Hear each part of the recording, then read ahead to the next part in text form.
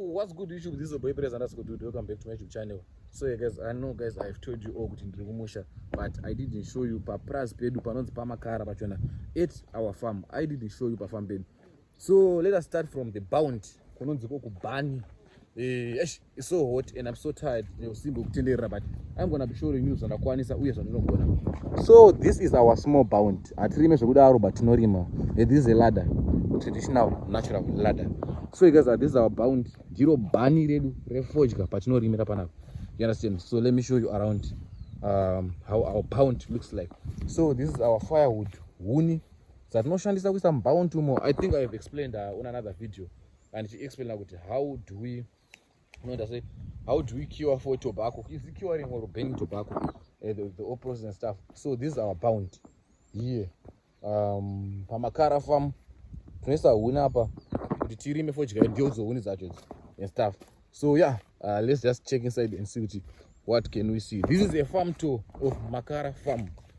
This is our farm, and our farm is over 500 hectares large.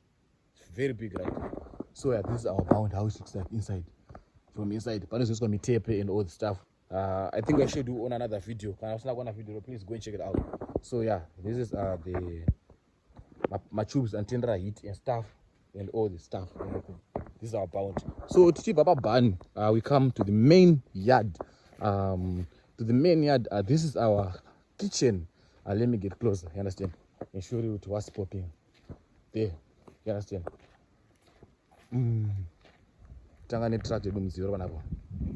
This is our farm, our family tractor. You understand? So let me start type of tractor. This is our farm. This is our field, man, not farm. As you can see, do munda wekutanga watinorime chibage uri padhuze neimba. As you can see, we use the tractor to maintain our ridges. Zvakarongwa zvakanaka zvakadaro. And unfortunately, mvura ainozokwanisa kupedza kuti ase kunaya zvakanaka. So chibage chedu chakatsva chisati chaibva. Mvura yakaita shoma. Atozokwanisa kupedzisa zvakare kurima. So ichinochi ndopa area tongorima chibage for a small family because there's no kune zasuko kune misheru koko haiko ndine usimbo kusvika because kungori nemba yamukoma wangu ikoko and munda wese chibage nemundo wefodya urukoko. I think I'm gonna put the tobacco on the screen and yeah, to show you because usimbo kwende kokure kunaka kunyanya kosha sere because ngori imba ingori koko. So panyanya kosha ndepanapa pa main yard. This is the main yard. Yakanga mbo kitchen yakamboshandiswa kudhara takazosiyana na we no longer using it, so we calling it dongo. So this is our main yard. Panapa panogara mbuya nevazukuru vavo. And this is our toilet there, the bathrooms. As you can see, dzakakavwa meno musawe kana muchiuri baba wakavwa. And who know, this is the main shade, the main canopy panotandarwa panoitwa ma meetings matare ese nekudya sadza tigere pamvuri pamvute ipapapo. And bara and all the stuff. Tractor akapaka zvairi pachi pamvuri yatoshandisa kuchirimisa mabasa epamba. You understand? And iyo ndo main house yepafamba napa. Iro idara iro. Then iro idanga rehuku madhakisi nene. You understand? Pana pa garage zvakare. Pane pakapaka mota yemusha, Uber yemusha. Tine ngoro mbiri dziri panapa idzi. And yeah, all the stuff. I showed you this is the bathroom. So our bathroom inoshanda like this. This is a bathroom yavakadzi pakati ibath yekugezera, and by the corner there ndokunopindira varume. So kwaunosiya pool dzako nekwaunogezera kuntu kwakasiyana. There's a bath ne bathroom ne restroom. Anditika we no longer use this. It's called a knapsack. It's used for spraying. Unomwe misava. So misava yakawanda panapa. As you can see, asara ibva misava yakati ne 1 2 mumwe pakati apo 3 4 5 6 7 8 misau all over panapa mapedu misau yakawanda atife nenzara. So now we're going to the main important place that I wanted to show you. So panapa takwenda kune imba yedu isusu imba yefamily andika takwenda kune imba yedu yakazvimirira imba yababa vangu yavakavaka kuno. Let me show you. So as you can see, misau yedu kuita misau rutera ngoda ndochikanyoka nene, but if you zoom closer there you can see masawa ari kugrowa. Mino nemuchirungu munomati Mosau, as you can see. And then when I'm out the brown, unfortunately, Mosau unobaya. I can't get closer, but yeah, you can see the brown one. It's this one, right? I think you can see it.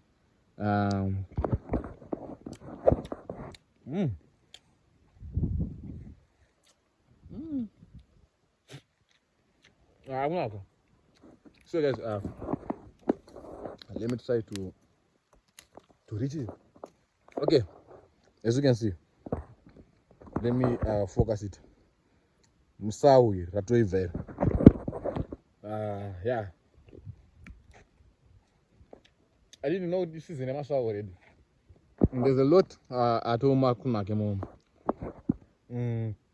So guys, let's continue with the but anyways, I'm just going to pay the video now.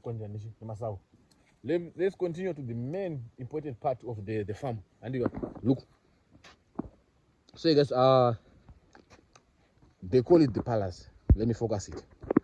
They call it Papala. This is my father's house. Imba yedu mukadzi wancharora ndumune imba shagaro. Imba yakabva kwakwa mama is still new. And this is our hut. Still in good condition though. Not the best. Do kitchen amai wangu. And this is our yard. So takavakira tiri kure nevamwe ku kuzogara makanya kubatana. Ashibude pa family. So yeah. Vana mai guru inini mukoma baba wangu inini vanga vako mushawo uruko yo kuneka bhandira rabo rukonekera pasi pezimuti rapo iro ndokune mushawo wavo kuchitero mushawo mama wangu ana mai nini ndira mai guru vakuru vane musheri kokutanga uko tichibva pamene yadhapo vakaseparetawo vakaenda kwavo ko so kunobva akusi kuma reserve mafarms so farm is hombe tipakati pefarm pedu. So this is our main this is our main house. Anditika ndo musha wedu oyo wekwamakara family wakazochita kurora ndo mauchazogara imomo. So let's get into the house. Unfortunately it's dirty because now tine mukomana anotibatsira mabasa ari kugara imomo and namukoma wangu amwe ari kunoku avari kumbogara imomo zvakare. So let's get to the door. As you can see, a very expensive door handle from South Africa. So yeah guys, this is the main dining of our house. Unfortunately, I'm not chambochaiswa muno mukanja kana taugara satagara muno, and I don't know when we're gonna come to live here. But as you can see, this is the main dining. So maybe the TV is gonna be there and the couch is nyana and stuff. So this one, I think it's gonna be a master's bedroom, if I'm not mistaken. Do you get bedroom? Yeah, mine na baba. Yeah, vachange vachigara vari muno. Maybe kana vachembera or ameno bachade kutaze ngavachiuya vachigara vari muno. So as you can see here, we've got a passage, a corridor. So inini manje ndiri kurara muno neblas yangu. Don't mind whatever you're seeing here. Yeah, and of course pana singazivi kuti pasi panorarwa hapana. So this is the room yatiri kurara nablas yangu. You understand? Yeah, as you can see, my monarch is down there. This is our bed, and also this is our stadium to host the girls. Unfortunately, zvikuluka jangi, but trust me, this is one of the best houses for my fans. So panika window kapanapa. Mabebe esantoya panapa. Andozoti panos pamasha. So muno ndomugara zvakare, mune mumwe mubhedha uri munomu. Ndomugara zvakare, mumwe wakomana. This is the wardrobe. Munoziyamba me boys memory jang in I'm the one of guys who is real, who is so real. Asingafute like kuzodzo tinowanisa zvinhu ngati takarabotikerepo takatawaridza tabvisa magumbeze and show you the house iri plain and stuff, but we're not gonna do that. Talk show you vanhu vachitorera pasi so that you know that's what's happening on the ground. So there's the room, one room there, second room, 2, 3 and 4. It's a 4-roomed house. And yeah, it's here in Mount Darwin and everything is still new. There's the keys and stuff. So yeah guys, now we're going to the kitchen. I don't know when last kitchen kushandiswa. Let me show you. Let's get there. Okay, so this is my mother's kitchen, and this is the fireplace, and these are the 3 doors. Zemumba matava umomo. Zichazofixwa kana vanhu vada kugara imomo so long hamuna madoors. And guys, ndongobayiwa nezvidhongi. Mapusha angu apinda zvinonzi zvidonkeys. So yeah guys, I mean ndanakasiwa leather bhasiketi rake. But as you can see, the roof is still new. Pakaiswa mapango akanaka zvakare ari neat. Hamuna chinonzi chimwayi. So roof yakabva kurinovetwa. It's still new zvakare. I don't know why it's looking so crass from outside, but as you can see, still okay. Because amubikirwe, hamuna mukadzi oro musikana ari kubika mapoto. So if you are watching this, come and cook for me and my brothers. Tikurorewo utibikirewo muno mucho chimwayi. Chinonzi chimwayi hutsi unopakira mapango. I'm sure amwe motoshamisa kundoziva sei. I'm so traditional and cultural wedu we. Izvo, I mean, but you guys, this is our wheelbarrow. Rekushanzo pamusha nene and stuff. And yeah, stand. And yeah, I'm not sure if there's no snakes there, but let me just open the curry. Many my plates, as you can see, and the bucket, and I mean, this is the model nyoka. Kuno mwanga riko kwanda nyoka. But I mean, this is cheese. No chance na machembe kana chingawa yari kuno. So mchembe yari kuno kene chiko biko nisa. Yani kachita iri kuno uyomunga sawa. So this is our yard, as you can see, and this is where we're gonna put the car park. This is where we're gonna park our car here in Munge Mindai. Ugoruko munda wakakura we, so it's about 2 hectares wakakura window and stuff. So hey guys, thank you for watching the video to the end. Please like, comment, share, and subscribe to my channel if you're enjoying type of content here. And now we're gonna be showing you the next video. I'm gonna be showing you Kudamu, Kudamu and stuff. And so make sure you stay tuned and watch the video until the end. Let's go. Let's get into it. Tango. What's good, guys? So it's today, later today in Kauro Doka, and we just realized that I don't think it's around boots in Fura, so now we're at the time and I'm understand. So now we wanna go to the farm, to the dam. Kunochera mvura ichi yembudzi. Para. Takaenda kudamu. Tinoona kuti apa ndo padhena. Nambokuradze pa the other video. Tinochera mvura yekuisira mbudzi. We doing animal husbandry. You know, I mean not animal husbandry. This way. Oh. Ndabayiwa pana. So yeah. So mbudzi dzedu tazampada kudzichengetedza. Since mbudzi dzinoita sei kufudza. So dzinoiswa mvura mudaima machikafu dzinodya uswa. So panapa takuenda kuti kudhamu. Kunochera mvura yekuisa yekuisira mbudzi. So as you can see, there's a whole farm. Mvura ina kunaya zvakanaka, yes. And zvakaafekta chibage. Water shortages. Akaafekta chibage chedu papa. So as you can see, we now going to the farm. Yo, iri vhiri rotengesana utano iri. Watoda ndoda compound. Ivhu roda chi compound.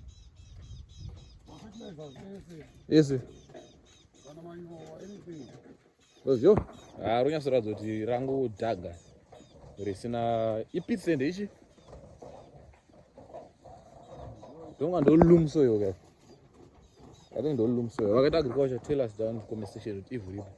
Whenever zvakaita chibagamana, wilting, shortage of water. There's drought here in Mount Darwin. Ndo nzara yacho naka, ndo drought guys. Uyu mupuje remuti muchimusasa, muchi. Unonzi mugara wanga. Mugara hanga. Ira dongo ira pasina dzimba. Ndo paimbogarawo dzimba dzanamukomana mudharaunda baba. Pasina vanhu varipo. Papa.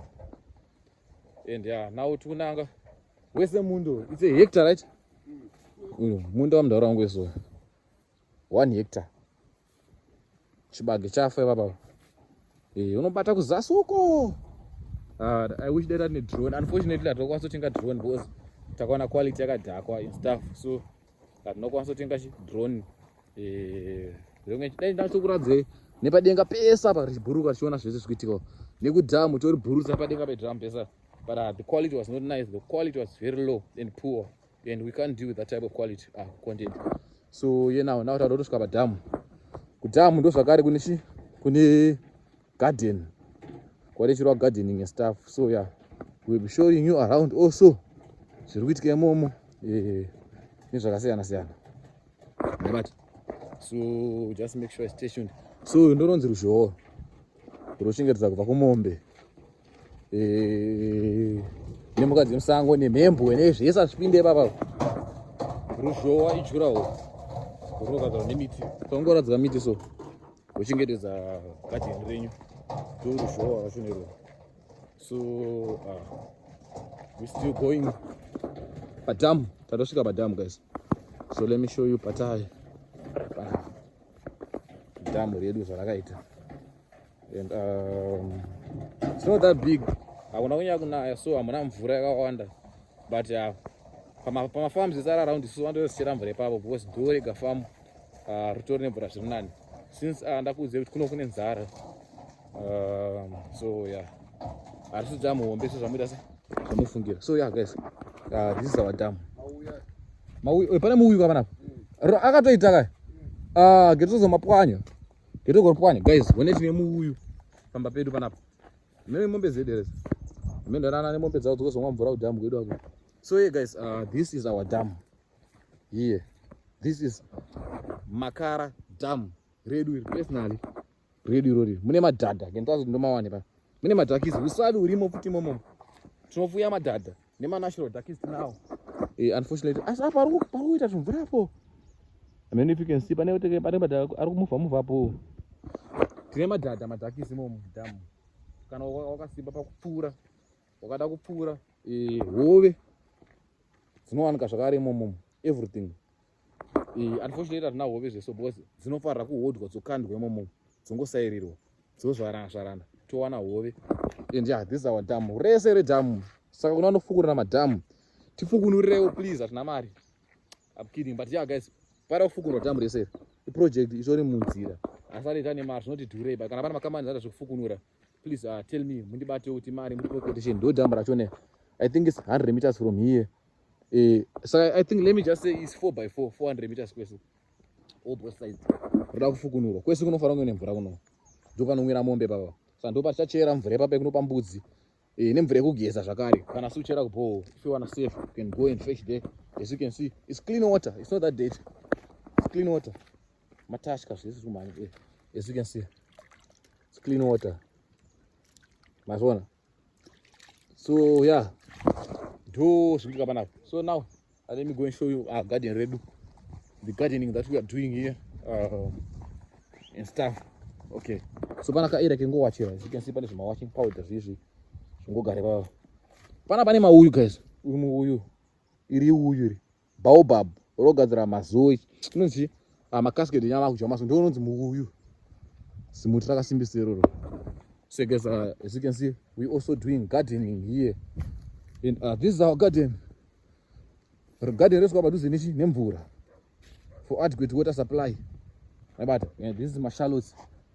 You know a project that took it away. Nemirio, everything. So we're doing everything here, gardening and stuff. As you can see, nemaruva. We also doing, horticulture. Horticulture. Maruva. Floriculture. Kuchengeta maruva also. And those people are not medu. As you can see. My tomatoes guys. So hey guys, those people are up and I'm gonna show you gonna tap it chera mvura takunosera mbudzi. So make sure you stay tuned. Tango. As you can see. Tochera mvura. Mino muruma asikushikire momo. But tochera mvura. Bye. Para redu tinare guys. Sada kupwanya uyu. Oh, that's where the baobab comes from. Yamunodya iri mukasket ya ndo baobab yachona iyo. Saka takutobalonja takutovhura kwakutangotorova.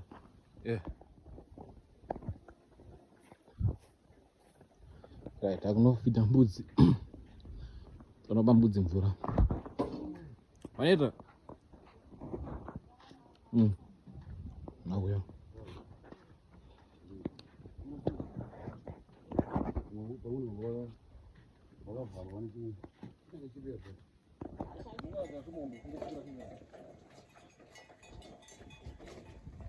Kuchunga makadi kone magwavha.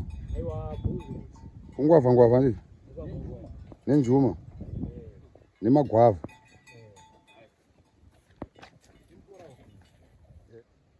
Ngoma nakujamba ngato. Minoenda wasingasiya gedhi pavo. Ruza ziri kure.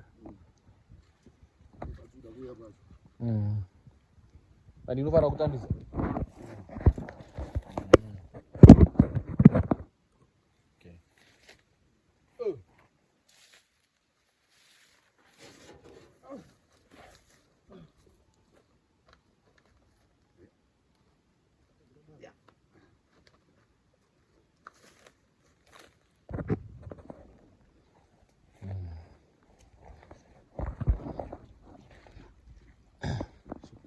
So vari kuisira mbudzi mvura apa dziwane kumwa.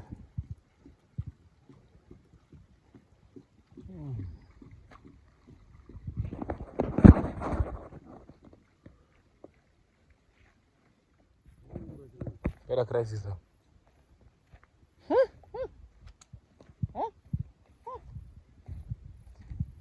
Yes. Pane mugedi akafa. Why? Saka mbudzi karamba kangori papa. Kawai. Ndimai vacho.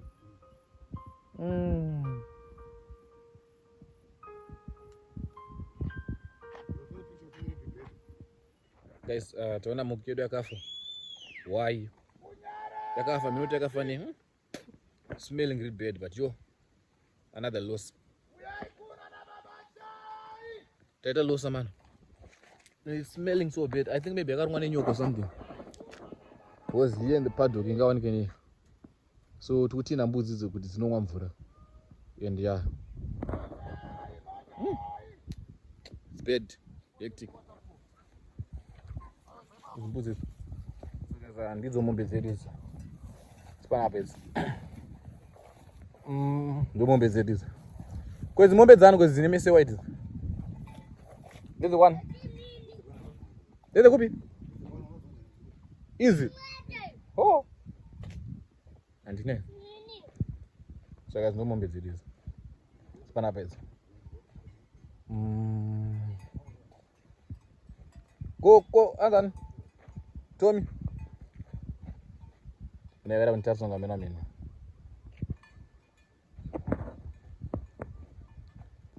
So I doing a project to grow trip and up. What's a quadro and the zip? Yeah? Zagno Bob. Marine. Tomorrow I'm going to move the quadro and the zip. Mobile is a man.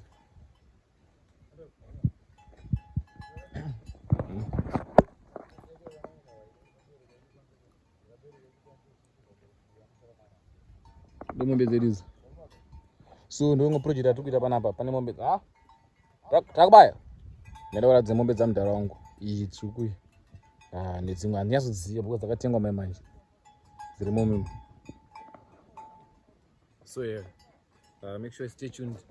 You watch the video to the end. And thank you guys. I think vlog rapera panapa. Kumatange mombe kuno. So guys, we are here at Ghost Paddock. Not Ghost Paddock, right? So this is where we keep our goats. Paddock here. Nenda makaisa paddock panapa. What's the advantage of the paddock? Mbudzi. Mbudzi inaweza kupunda ifanya dzakawanda. Mbudzi inaweza futhi. Saka maona zviri nani kuisa paddock. So imomo dzinofurira imomo dzongosudza dzega. So tai basa ngirei. So adziende kudamu. Everything. So how big is your paddock? This paddock is 200 meters length, 200 meters width. Yeah. When I'm is about 2 meters, right? Yeah. So mbudzi dzinenge dziri safe dziri in mvura inoiswa mutai. Chai hasina mvura, so we have to add some water there. So takaisa mvura munogara how long mvura?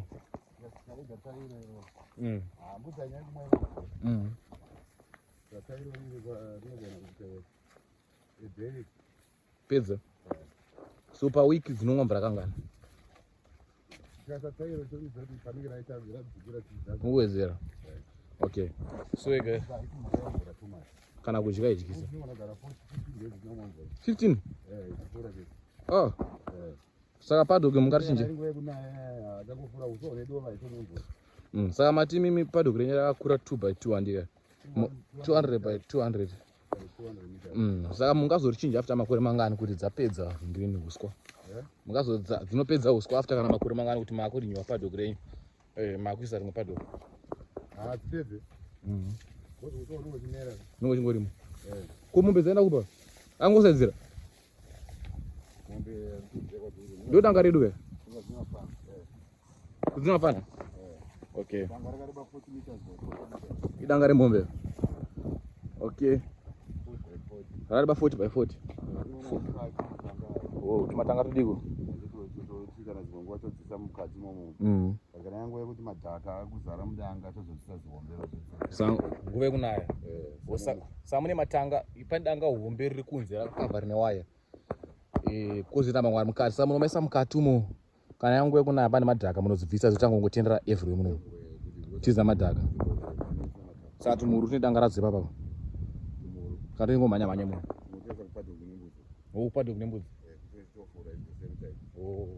So guys, unfortunately tafunga pamwe chawana mombe dziri mupaddock, but dziri kurova mara dzinofana. So time kana dzavharirwa, I will come back and show you mombe padzendziri nekutsanangurai nemombe dzine zamu nini and stuff. Unfortunately ana mombe dzikukamwa sopa because dzese dzine zamu and yeah. Kana mombe yabo dhiba ikamwe futa ndika nokamwa futa nguva iri basi hazvina basi ngogeza zamu mokama. Okay, so guys, see you later. Kana mombe yabayiwa kamwe. Okay.